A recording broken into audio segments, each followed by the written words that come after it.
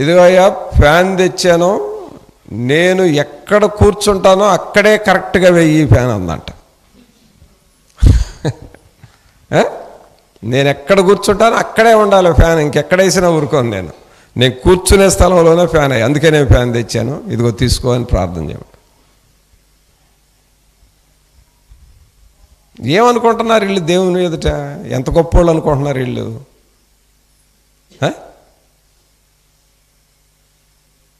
దేవుని ముందు ఏమనుకుంటున్నారు అసలు? ఎలాంటి ఆలోచనలు కలిగిన వాళ్ళు?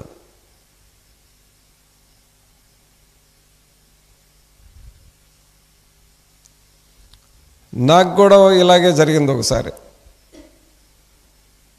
నేను మందిరానికి కావాల్సిన అన్ని ఫ్యాన్లు ఇస్తానంటే, పాత మందిరంలో అన్ని ఫ్యాన్లు ఇస్తాను, కానీ అన్ని ఫ్యాన్ల మీద నా పేరు రాయాలి అన్నాడు.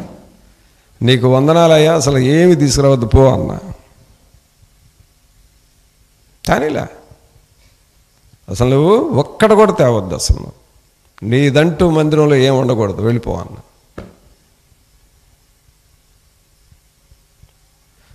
దేవుని ఎదుట నువ్వెంత, నీకు ఇచ్చింది ఎవరో? దేవుడు. నువ్వు దేవునికి ఇచ్చేది ఏముంది?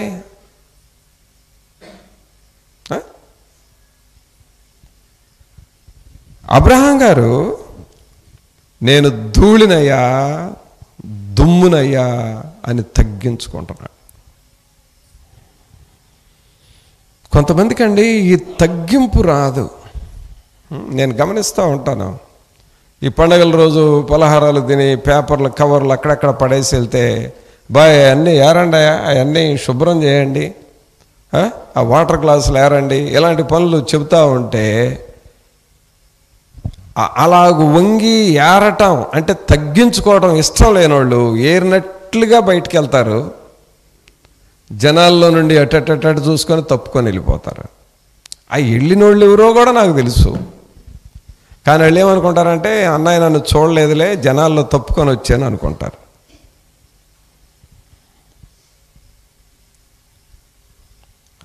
పిల్లరా, అస్సలైన తగ్గించుకునే లక్షణము నువ్వు ఎప్పుడైతే అలవాటు చేసుకుంటావో అప్పుడు దేవుడు నిన్ను దీవించడం, ఆశీర్వదించడం ప్రారంభిస్తాడు. చాలామందికి ఈ తగ్గించుకోవటం అలవాటు ఉండదు.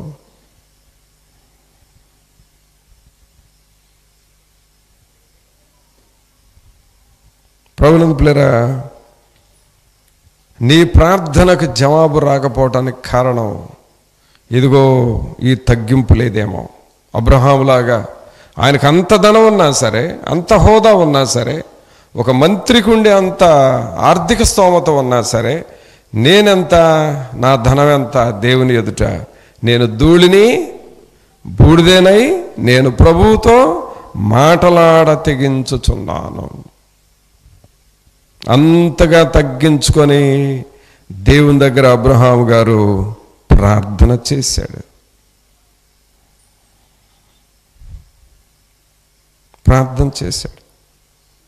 ఆ పట్టణం ఎలాగైనా రక్షించబడాలి, ఆ సొదొమ గొమొర్రా పట్టణం ఎలాగైనా రక్షించబడాలని చాలా తగ్గించుకొని చాలా ప్రాధేయపడి ప్రార్థన చేశాడు. అయితే అక్కడ విషయం ఏంటంటే, నీతిమంతులు ఒక 10 మంది ఉన్నా రక్షిస్తానంటే 10 మంది నీతిమంతులు కూడా లేరు. కొన్నిసార్లు పిల్లరా, మన కుటుంబాలని కాపాడాలి అనన్నా, మన గ్రామాలని కాపాడాలన్నా, మన దేశాలని కాపాడాలన్నా నీతిమంతులు ఉండాలి. ఎవరుండాలి ఆ దేశంలో? నీతిమంతులు ఉండాలి. నీతిమంతులు ఉంటేనే వారిని బట్టి ఆ పట్టణం కాపాడబడుతుంది. ప్రార్థనా పరులు గనక మన ఊరిలో లేకపోతే ఆ ఊరు అలాగూ కొట్టుకుపోతూ ఉంటుంది. ఒక గ్రామంలో దేవుని సన్నిధి, దేవుని ఆత్మ, దేవుని సమాధానం ఉండాలి అనంటే ప్రార్థనా పరులు, నీతిమంతులు అక్కడ ఉండాలి. వారి నీతిని బట్టి, వారు చేసే ప్రార్థనను బట్టి దేవుడు ఆ పట్టణాలని కాపాడుతూ ఉంటాడు, ఆ కుటుంబాలని కాపాడుతూ ఉంటాడు. అందుకనే మన జీవితాలను మనం జాగ్రత్తగా పరిశీలన చేసుకోవాలి. 27వ వచనం ఏం చదువుతున్నాం? అందుకు అబ్రహాము, ఇదిగో ధూళియు బూడిదయునైన నేను ప్రభువుతో మాటలాడ తెగించుచున్నాను. మరి నువ్వు అలాగ తగ్గించుకుంటున్నావా దేవుని ఎదుట? వాక్యం వింటున్నప్పుడు మాత్రమే కాదు, నిజంగానే తగ్గించుకోవాలి, తగ్గించుకొని బ్రతకాలి అని అనిపిస్తుంది. కానీ వాక్యం వింటం అయిపోయిన తర్వాత, మన ఇంటికి వెళ్ళిన తర్వాత, మరలా మన పనుల్లో పడ్డ తర్వాత ఎందుకు తగ్గించుకోవాలంట? నేనేంటి, నా స్టేటస్ ఏంటి, ఎందుకు తగ్గించుకోవాలి అనే ఆ ఈగో లోపల నుండి బయటకు వస్తుంది. దానిని మనం చంపాలి, దానిని మనం చంపాలి. మనం పాడే క్రొత్త పాటలో ఆ వచనం ఉంది కదా, ఏంటది? మొదటి వచనమేనా? శరీర మనస్సును చంపివేసి ఆత్మలో బ్రతుకుట నేర్పుమయ. ఏ మనస్సును చంపాలి? శరీర మనస్సును చంపివేసి ఆత్మలో బ్రతుకుట నేర్పుమయ. శరీర మనస్సు అంటే ఏంటి? హెచ్చించుకోవాలి, గొప్ప చెప్పుకోవాలి, ఇతరుల కంటే నేను గొప్పవాడిని అనిపించుకోవాలి. ఇది శరీర మనస్సు. శరీర మనస్సును చంపివేసి ఆత్మలో బ్రతుకుట నేర్పుమయా. శరీర మనస్సును చంపివేసి ఆత్మలో బ్రతుకుట నేర్పుమయా. చూసారా? దేన్ని చంపాలి? శరీర మనస్సును చంపాలి. ఇప్పుడు అబ్రహాం గారు దేవుని దగ్గరకు వెళ్ళి అయ్యా ధూళిని దుమ్ముని అన్నాడు అనుకో, దేన్ని చంపినట్టు? ఆయన గర్వాన్ని చంపాడు. తర్వాత నేను ధనవంతుణ్ణి అనే మనసును చంపేశాడు. తర్వాత దేవుని ముందు నేనెంతటి వాడిని, నేనెంత, నా ఆస్తి అంత, ఎందుకు పనికిరానుండి నేను అనే ఆ మనస్సును చంపుకున్నాడు. ఆ గర్వం చస్తేనే మనం లోబడతామండి. లోపల ఆ అహంభావము, గర్వము, హెచ్చించుకునే మనస్సు, ఆ తగ్గించుకునే మనస్సు లేకపోవడం, ఇవన్నీ చస్తేనే మనం ఆశీర్వదించబడతాం. అంటే ఆ శరీర మనస్సును చంపేసి ఆత్మలో బ్రతకటం అంటే అర్థం ఏంటంటే దేవుని ఎదుట తగ్గించుకొని ఆయనను గొప్పవానిగా చేయటం. అబ్రహాం గారు అలా తగ్గించుకున్నాడు కాబట్టి అబ్రహాం గారిని దేవుడు బహుగా దీవించాడు. ఇంకొక వ్యక్తి కూడా ఎలాగూ, ఈయన ధనవంతుడే, ఈయన కూడా దేశం మొత్తం మీద ధనవంతుడు. ఈయనేమయ్యాడో చూద్దాం. యోబు గ్రంథం, యోబు గ్రంథం 40వ అధ్యాయము.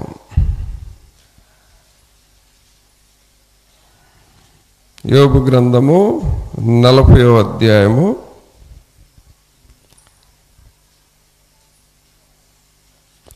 3వ వచనం నుండి చూద్దాం. అప్పుడు యోబు యెహోవాకు ఎలాగున ప్రత్యుత్తరం ఇచ్చెను, చిత్తగించుము, నేను నీచుడను, నేను నీకు ఏమని ప్రత్యుత్తరం ఇచ్చెదను, నా నోటి మీద నా చేతిని ఉంచుకొందును. ఒక మారు మాటలాడితిని, నేను మరలా నోరెత్తను, రెండు సార్లు మాటలాడితిని, ఇకను పలుకను.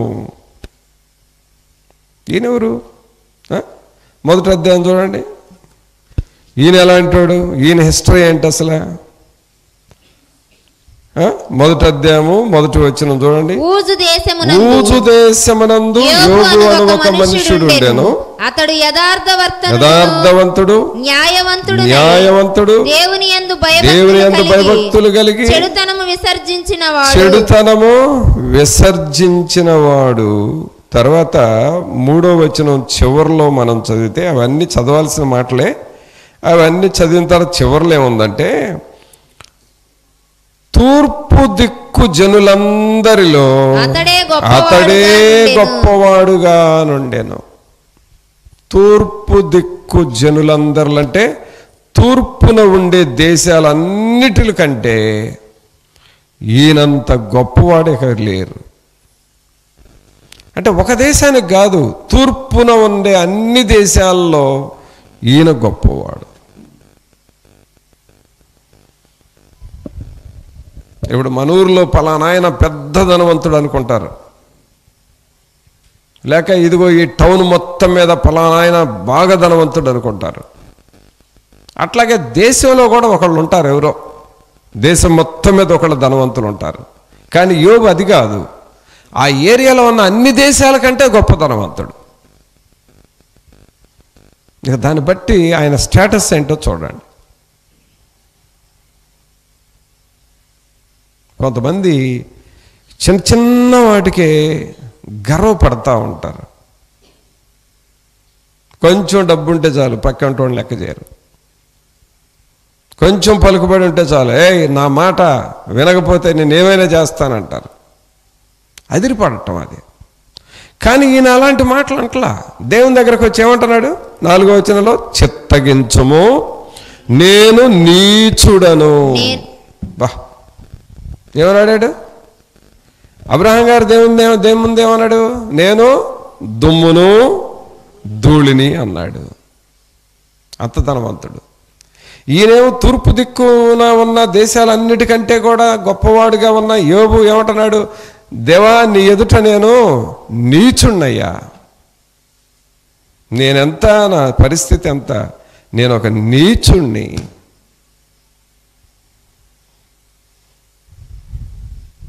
ప్రభునంతులరా, దేవుణ్ణి నువ్వు అలాగ అర్థం చేసుకోవాలి. మనకి దేవుడు అంటే ఎలా అర్థం అవుతున్నాడు మరి? ఏదో కొంచెం బాధగా ఉంటే వెళ్ళి పూట కాస్త ప్రార్థనలో కూర్చుందాం, వెళ్ళి కాస్త ప్రార్థన చేయించుకొని వద్దాం, ఈరోజు బాగాలేదు కదా అనుకొని వచ్చేవాళ్ళు కూడా ఉంటారు. దేవుడు అంటే అంతవరకే వాళ్ళకి అర్థం అవుతుంది. కానీ యోబు నేను నీచున్నయ్యా అని తగ్గించుకున్నాడు. అందుకనే బహుగా దేవుడు రెట్టింపు ఆశీర్వాదాన్ని యోబుకి ఇవ్వటం జరుగుతుంది. మరి ఇలాంటి గ్రహింపు మనలో ఉందా? ఎలాగ మనం తగ్గించుకుంటున్నామా? సొంకరిలాగా దేవా పాపినైనా నన్ను కరుణించమని చెప్తావా దేవునితో? అబ్రహాములాగా నేను ధూళిని దుమ్మును, నన్ను కాపాడు కనికరించు అని నువ్వు దేవునితో చెబుతావా? అలాగే యోబులాగా నేను నీచున్నయ్యా, నన్ను కనికరించు అని నువ్వు తగ్గించుకొని మాట్లాడతావా? ప్రార్థన చేస్తావా? ఈ ప్రార్థన నీకు ఆశీర్వాదకరంగా ఉంటుంది. ఇంకా చాలామంది అలా ప్రార్థనలు చేశారు. చూడండి ఎజ్రా ఏమని చేశాడో చూద్దాం.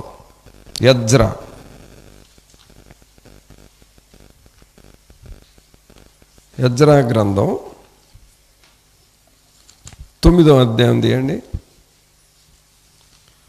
ఎజ్రా గ్రంథం 9వ అధ్యాయము 6వ వచనంలో ఏమని ప్రార్థన చేస్తున్నాడు ఈయన? నా దేవా నా దేవా నా ముఖము నీ వైపు ఎత్తుకొనుటకు సిగ్గుపడి కిన్నుడనై ఉన్నాను. మా దోషములు మా తలలకు పైగా నెచ్చి ఉన్నవి, మా అపరాధము ఆకాశమంత ఎత్తుగా పెరిగి ఉన్నది. ఇప్పుడు ఈయన ప్రార్థన ఏమని చేశాడు? 6వ వచనంలో నా దేవా నా ముఖము నీ వైపు ఎత్తుకొనుటకు సిగ్గుపడి ఖిన్నుడనై ఉన్నాను. అంటే ఈ ప్రార్థన ఎవరిలా, ఇప్పుడు వరకు మనం చూసిన ప్రార్థనలు ఎవరి ప్రార్థనలాగా ఉంది? శంకర ప్రార్థనలాగా ఉంది కదా. ఎవరి ప్రార్థనలాగా ఉంది? శంకర ప్రార్థన. శంకర కూడా అక్కడ ఆకాశం వైపు కనులెత్తుటకైన ధైర్యము చాలక రొమ్ము కొట్టుకొనుచు తగ్గించుకొని ప్రార్థన చేశాడని ఉంది కదా. ఈయన కూడా అదే ప్రార్థన, నా దేవా నా ముఖము నీ వైపు ఎత్తుకొనుటకు సిగ్గుపడి ఉన్నాను. సరే, ఈయనెవరు? ఈయన హిస్టరీ ఏంటి?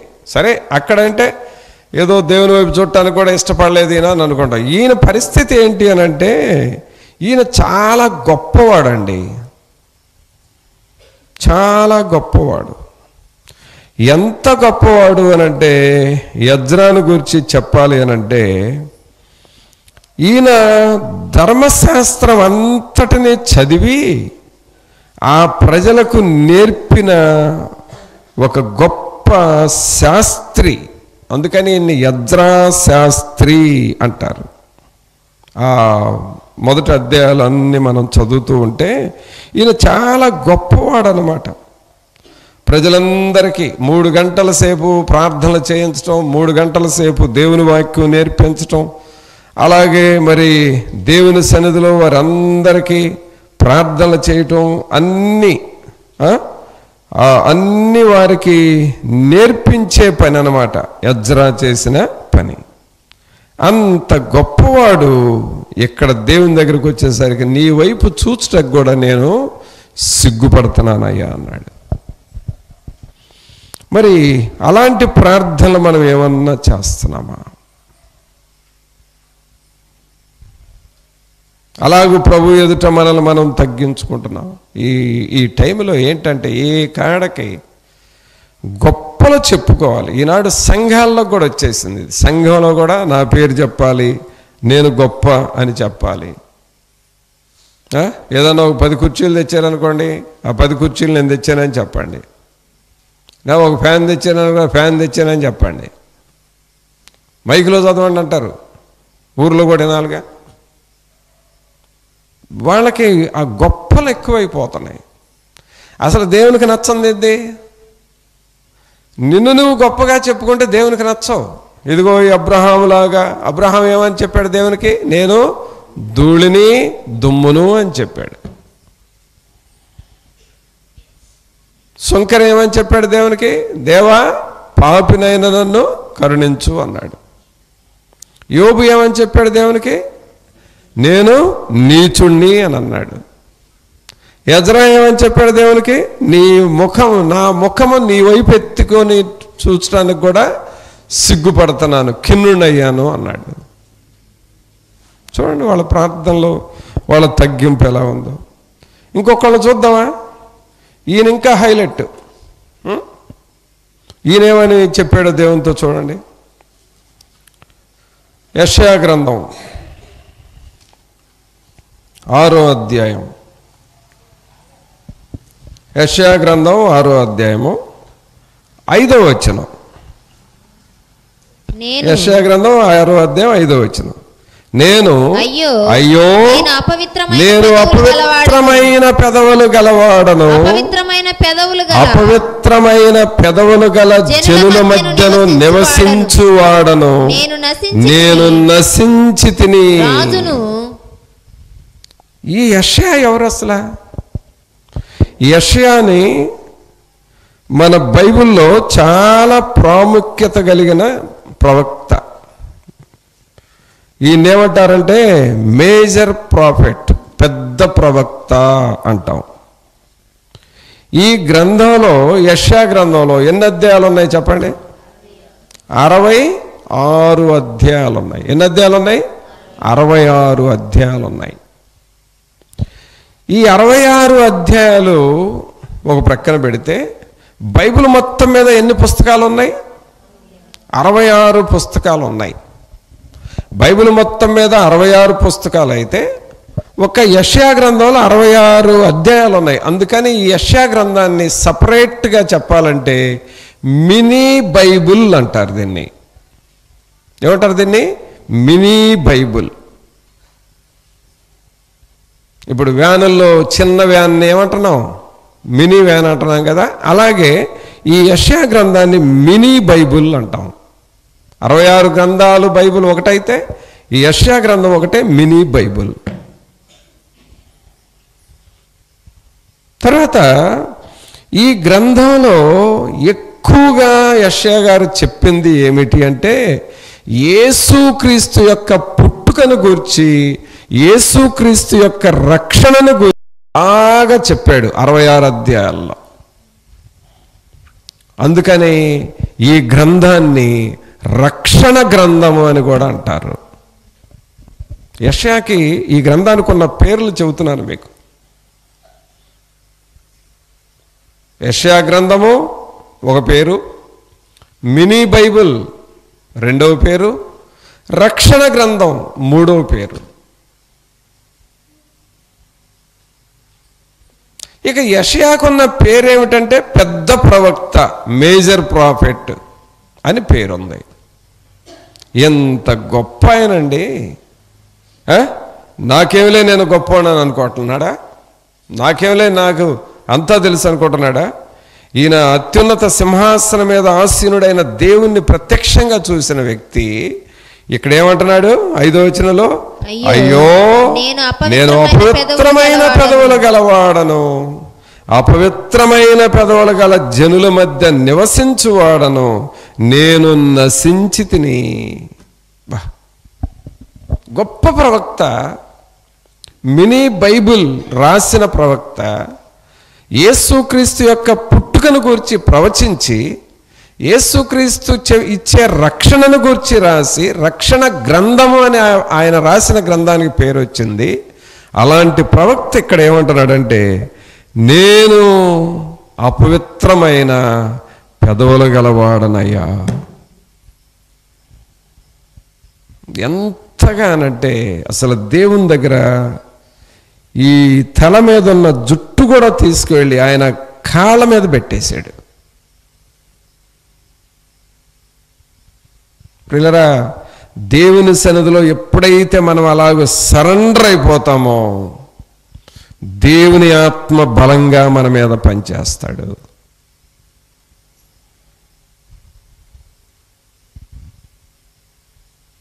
అందుకు మనం సిద్ధపడాలి. అలాగ మనల్ని మనం తయారు చేసుకోవాలి. ఈ రోజుల్లో కొంచెం టాలెంట్ ఉంటే చాలు గర్వం, కొంచెం వాక్యం చెప్పడం వస్తే చాలు గర్వం, అసలు మారు మనసు పొంది బాప్తిసం తీసుకుంటే చాలు ఏదో పెద్ద పరిశుద్ధులు అయిపోయినట్టు ఎగిరెగిరి పడతా ఉంటారు అక్కడి నుంచి, మాకంతా తెలుసని. ఊరకొరకనే రెచ్చిపోయే స్వభావం. కానీ ఇదేం చేస్తుందంటే మనల్ని, మన స్థాయిని తగ్గించే లక్షణం ఇది. కానీ దేవుని దగ్గర మనల్ని మనం తగ్గించుకుంటే దేవుడు మన స్థాయిని ఏం చేస్తుంటాడు? పెంచుతూ ఉంటాడు. ఆమేన్. యెషయా గారు అలాగ తగ్గించుకుని, నేను అపవిత్రమైన పెదవులు గలవాడను, నేను అపవిత్రమైన పెదవులు గలవాడను, అపవిత్రమైన జనుల మధ్య నివసించుచున్నవాడను, నేను నశించాను అని తనను తాను తగ్గించుకొని ప్రభు దగ్గర అడుగుతూ ఉన్నాడు. మరి అలాగ మనల్ని మనం సిద్ధం చేసుకుందామా? ఈ భక్తులైన వారు ఎవరు వీళ్ళల్లో ఇప్పుడు మనం చూసిన భక్తుల్లో అందరూ గొప్పవారే, అందరూ హోదా కలిగిన వారు, ఉన్నత స్థాయి కలిగిన వారు. కానీ దేవుని దగ్గరకు వచ్చేసరికి సంపూర్ణంగా తగ్గించుకొని ప్రభువుని అడిగారు. మరి అలాగ మనం సిద్ధపడుతున్నావా? అలాగ నువ్వు పరిశీలన చేసుకుంటున్నావా?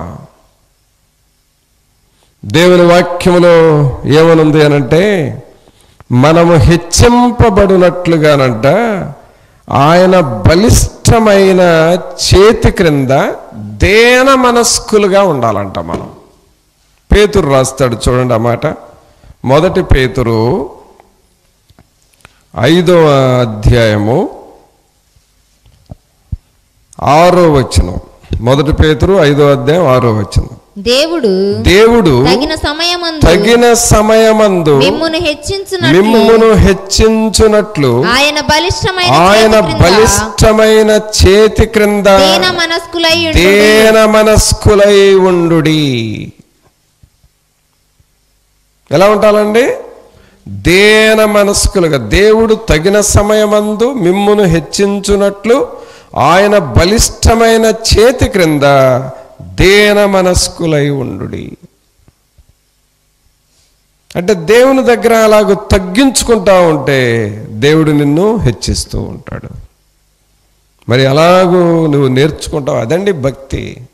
ఈరోజున నేను గమనిస్తుంది ఏంటంటే చిన్న చిన్న వాటికే బహుగర్వంగా ఉంటున్నారు మనుషులు.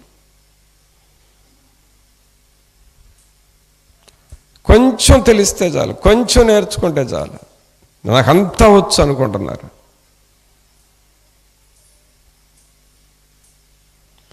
కారణం ఏంటో తెలుసా? అది పరిసయ్యుడు స్వభావం, పరిసయ్యుడు స్వభావం. అది నెబుకద్నెజరు స్వభావం, అది హేరోదు స్వభావం, అది లూసిఫర్ స్వభావం. భయంకరమైన స్వభావం అండి ఇది. చివరికి నీ నెత్తి మీదకే వచ్చి కూర్చుంటుంది అది. నువ్వేదో ఎగిరి పడుతున్నావు కానీ నీ నెత్తి మీదకే వచ్చి కూర్చుంటుంది అది. కానీ మనం వీళ్ళను ఫాలో అవ్వాలి. ఎవరిని? అబ్రహామును ఫాలో అవ్వాలి, యోబును ఫాలో అవ్వాలి, శంకర్ని ఫాలో అవ్వాలి, యజ్రాను ఫాలో అవ్వాలి, యెషయాను ఫాలో అవ్వాలి. ఇంకా చాలామంది ఉన్నారు. వాక్యాన్ని బాగా కూర్చొని నెమ్మదిగా ధ్యానం చేస్తే చాలామంది ఉన్నారు. వాళ్ళను అనుసరిస్తూ ఉంటే ఒకానొక దినాన ఆయన బలిష్టమైన చేతుల క్రింద అణిగిమణిగి తగ్గించుకొని ఉండే ఆ లెక్కలో ఉంటే నువ్వు హెచ్చింపబడతావు. మరి అలాగ నిన్ను నువ్వు తగ్గించుకుంటున్నావా?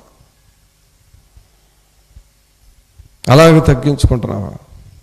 ప్రార్థన చేసుకుందాం. ఒక్క నిమిషం అందరం తలలు వంచి మన హృదయాలను మనం పరీక్షించుకుంటూ, ప్రభా నా జీవితంలో నేను సరిగ్గా ఉండాలి కదా ప్రభా, నాకు తెలియకుండా నాలో ఏం పని చేస్తుందో నాకు సరైన గ్రహింపునివ్వండి. నాకు తెలియకుండా నాలో ఎలాంటి మనస్సు వస్తుందో ఆ మనస్సును నాలో నుండి తీసివేయండి ప్రభా. నా స్వభావాన్ని మార్చండి, నా అంతరంగమును మార్చండి నాయన. మా కుటుంబములో నాయన అబ్రహాము లాంటి తగ్గించుకునే మనస్సు మేము కలిగి ఉండాలి ప్రభువా. నాయన యెషయావలే తగ్గించుకునే మనస్సు నా జీవితంలో ఉండాలి. అప్పుడు మీరు హెచ్చిస్తారు కదా. మా ప్రార్థనలకు జవాబు రాకపోవటానికి కారణం ఈ హెచ్చించుకునే మనస్సు ఉండటమే కదా. పరిసయ్యుడు ప్రార్థనకు జవాబు లేకుండా పోయింది, శంకర ప్రార్థనకు జవాబు వచ్చింది. కారణము హృదయము యథార్థంగా ఉందయా. మనం కూడా మనల్ని పరిశీలన చేసుకుందాం. సహోదరుడా సహోదరి, ఒక్క నిమిషం ప్రార్థన చేసుకో. నీ హృదయము ఆయన చూస్తాడు. నీ నోటి నుండి వచ్చే ప్రార్థన కాదు ముఖ్యం, నీ హృదయం ఎలాగుందో చూస్తున్నాడు. హృదయం యథార్థంగా పరిశుద్ధంగా ఉండి ఆ పరిశుద్ధమైన హృదయంలో నుండి ప్రార్థన వస్తే ఆ ప్రార్థనకు నువ్వు ఖచ్చితంగా జవాబు చూస్తావు. ప్రభా నా హృదయంలో అలాంటి పరిశుద్ధత ఇవ్వండి, పవిత్రత ఇవ్వండి. నమ్మకముగా నేను జీవించాలి. మనస్సు కఠినము కానివద్దు ప్రభా. మనస్సును నేను పాడు చేసుకునే వద్దు నాయన. సరైన జ్ఞానము నాకు ఇవ్వండి. నన్ను నేను తగ్గించుకొని మీ కొరకు జీవించాలి అని నువ్వు ప్రభువుని అడుగుతావా? పరిశుద్ధమైన మా ప్రభా, మీకు స్తోత్రాలు వందనాలు చెల్లిస్తూ ఉన్నాము. మహోన్నతుడా మహాగణుడా మా ప్రభు అయిన యేసు, మిమ్మల్ని స్తుతిస్తూ ఉన్నాము రాజా. స్తోత్రార్హుడా, మీకు స్తోత్రాలు, మీకు వందనాలు చెల్లిస్తూ ఉన్నాము. కృపా సత్య సంపూర్ణుడా, మిమ్మల్ని స్తుతిస్తూ ఉన్నాము నాయన. ప్రభా అబ్రహాము లాంటి మనస్సు, యజ్రా లాంటి మనస్సు, యోబు లాంటి మనస్సు, యెషయా లాంటి మనస్సును మేము కలిగి మీ కొరకు జీవించాలి ప్రభా. అట్టివారిగా మమ్మలను చేయండి. మీ సన్నిధిలో మీ వాక్యమును మేము గట్టిగా పట్టుకొనుటకు మీ బలిష్టమైన చేతి క్రింద అణిగి మణిగి దేన మనస్కులుగా ఉండుటకు సహాయము చేయండి. విన్న వాక్యం హృదయములో నిలిచి ఫలించులాగున చేయమని నజరేయుడైన యేసు నామమున అడిగి వేడుకొనుచున్నాము తండ్రి, ఆమేన్. మన తండ్రి అయిన దేవుని ప్రేమ, కుమారుని కృప, పరిశుద్ధాత్మని యొక్క సన్నిధి ఇప్పుడు నెల్లప్పుడు మనందరికి తోడుగా ఉండి సహాయము చేయను గాక. ఆమేన్.